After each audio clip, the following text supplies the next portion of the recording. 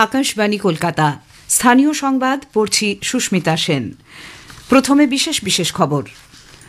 সারে এ রাজ্যের প্রায় ৯৯.৯৯% ভোটারের তথ্য নির্বাচন কমিশনের কাছে পৌঁছে গেছে।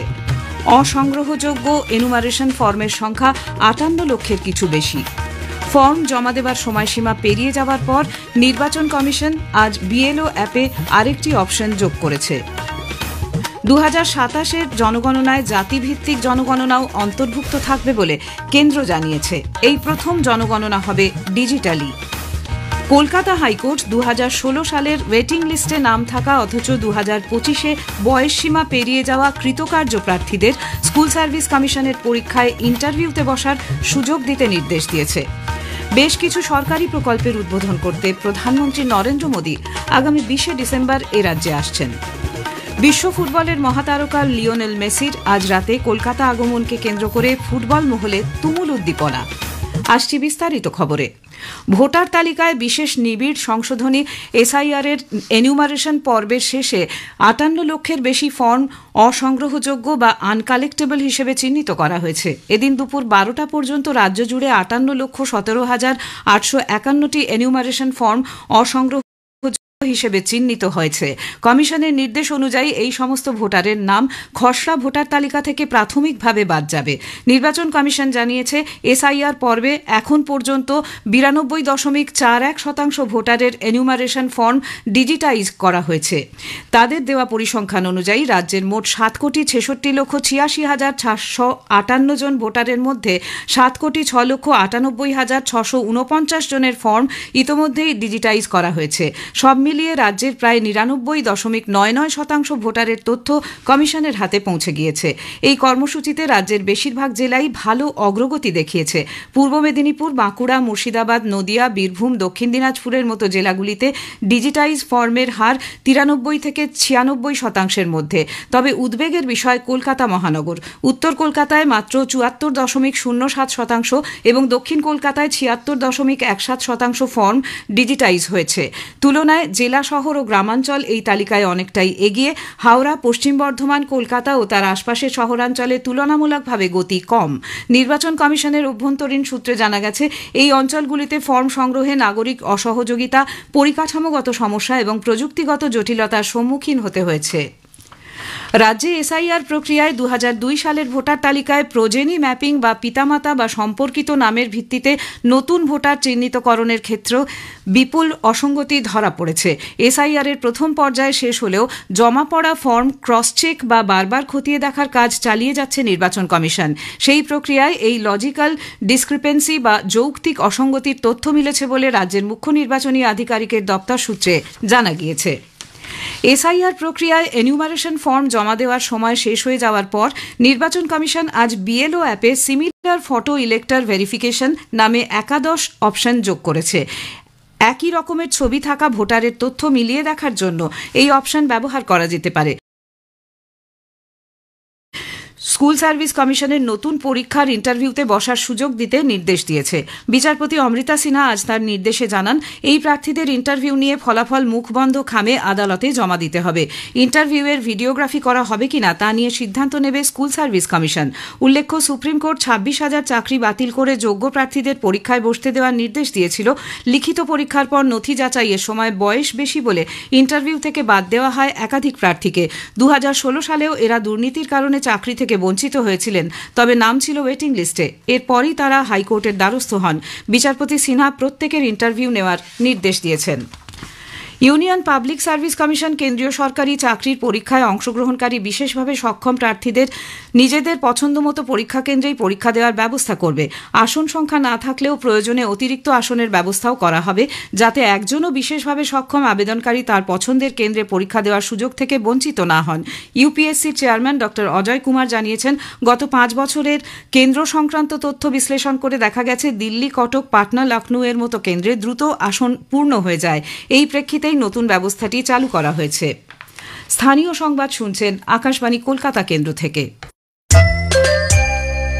বেশ কিছু সরকারি প্রকল্পের উদ্বোধন করতে প্রধানমন্ত্রী নরেন্দ্র মোদী আগামী 20শে ডিসেম্বর এ রাজ্যে আসছেন।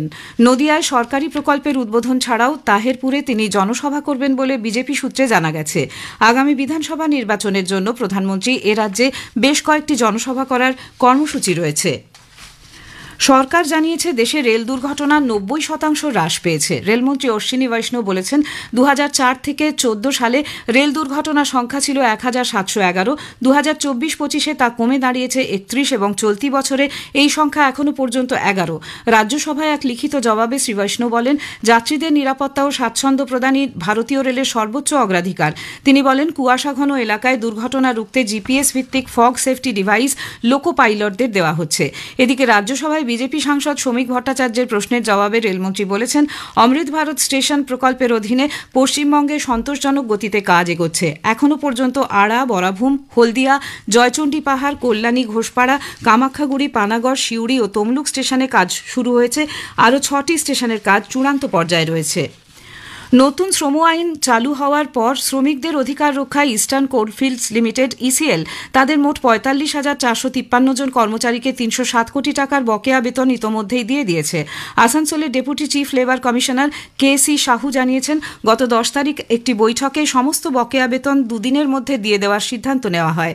কেন্দ্রীয় মুখ্য কমিশনার আশুতোষ এ.টি. পেডেনকার এ বিষয়ে সম্পূর্ণভাবে তাদের সাহায্য করেছেন বলেও শ্রী সাহু জানিয়েছেন। ট্রেড ইউনিয়ন ধর্মঘট বা আন্দোলনের পরিবর্তে তাদের সঙ্গে আলোচনা করে সমস্যার সমাধান করায় এই কাজ করা সম্ভব হয়। जो हमारे सारे ऑफिसर्स उनको साथ भी दिए थे, उसमें उनको डायरेक्शन दिया गया था 2 दिन के अंदर इस पेमेंट को कर देने के लिए। तो इसलिए हमने हमारा जो चीफ लेबर कमिश्नर है आशुतोष पेडनकर सर, उनका हमने हेल्प लिया था और उन्होंने इस मैटर को जो है एपेक्स लेवल में, दैट इज कोर मिनिस्ट्री के साथ टेकअप किए थे। फाइनली जो है कल वर्कर्स को जो है अपना सैलरी मिल गया। কলকাতায় আজ স্বদেশী জাগরণ মঞ্চের উদ্যোগে স্বদেশী দিবস পালিত হয়। এই উপলক্ষে স্বদেশী সামগ্রিক উন্নয়নের মন্ত্র শীর্ষক একটি বিশেষ আলোচনা সভায় প্রধান অতিথি হিসেবে উপস্থিত ছিলেন রাজ্যপাল সি.ভি. আনন্দ বোস।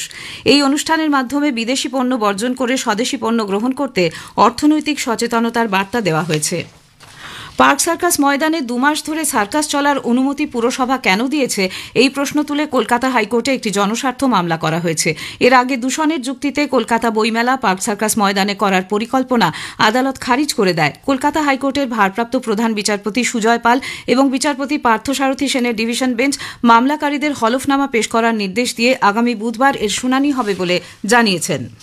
আকাশবাণী কলকাতা 10টি জেলার জন্য চুক্তির ভিত্তিতে আংশিক সময়ের সাংবাদিক নিয়োগ করবে।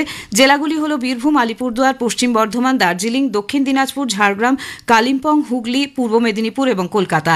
এ সংক্রান্ত যাবতীয় তথ্য www.newsonair.gov.in এ পাওয়া যাবে। আবেদন জানানোর শেষ তারিখ 15 ডিসেম্বর। বিশ্ব ফুটবলের মহাতারকা লিওনেল মেসি আজ রাত্রে কলকাতা আসছেন। মেসির আগমনকে কেন্দ্র করে ফুটবল প্রেমীদের মধ্যে তুমুল উদ্দীপনা। একটি প্রতিবেদন। বিশ্বকাপ জয়ী আর্জেন্টিনার অধিনায়ক লিওনেল মেসির কলকাতা আগমনে উচ্ছ্বসিত ফুটবল প্রেমীরা। যুবভারতী ক্রীড়াঙ্গনে ভেনেজুয়েলার বিরুদ্ধে আর্জেন্টিনার হয়ে ফিফা ফ্রেন্ডলি ম্যাচ খেলে যাওয়ার 14 বছর পর আবার ফুটবলের মক্কা কলকাতায় পদার্পণ করছেন সর্বকালের অন্যতম শ্রেষ্ঠ ফুটবলার মেসি। আজ মধ্যরাতের পর শহরে এসে পৌঁছবেন তিনি। আগামীকাল সকালে হোটেল থেকে শ্রীভূমিতে ভার্চুয়ালি উদ্বোধন করবেন নিজের 70 ফুট উঁচু একটি মূর্তির। তারপর যুবভারতী ক্রীড়াঙ্গনে প্রাক্তন ও সেলিব্রিটিদের একটি প্রদর্শনী ফুটবল ম্যাচ তিনি উপভোগ করবেন। মাঠেই তাকে আয়োজকদের পক্ষ থেকে দেয়া হবে সম্বর্ধনা। উপস্থিত থাকার কথা মুখ্যমন্ত্রী মমতা ব্যানার্জি সহ প্রাক্তন ভারত অধিনায়ক সৌরভ গাঙ্গুলি, বলিউড বাদশাহ শাহরুখ খানের। মেসির আগমন উপলক্ষে নিরাপত্তার চাদরে মুড়ে ফেলা হয়েছে যুবভারতী ক্রীড়াঙ্গন ও আশপাশ অঞ্চল।